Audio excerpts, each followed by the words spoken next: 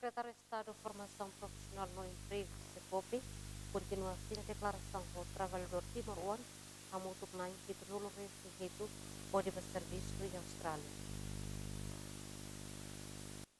Cerimônia assina declaração do trabalhador Hirakne halau iha salang tower fatuhada segundane. O jornalista Sira Secretário de Estado de Formação Profissional e Emprego Alarico do Rosário Dehan, declaração ne hanesang regressida nebe cada trabalhador tem que assina. Itene alin sira betene maluk sira to ba serviço Austrália, ototu tem regressida tem que assinar declaração para atur mulai durante dua família não nos passa pope kata sira ba lase contra buat nebe mati sira escrita declaração.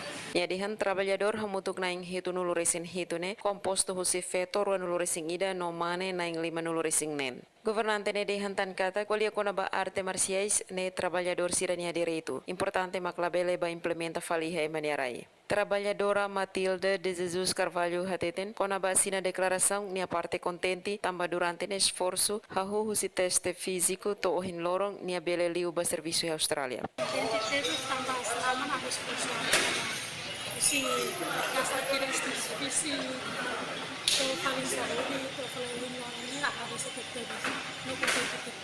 No demos trabalhador Paulino da Costa dehan oportunidade ne usang mian tamba durante iha Timor hanesan jovem ne bemak desemprego.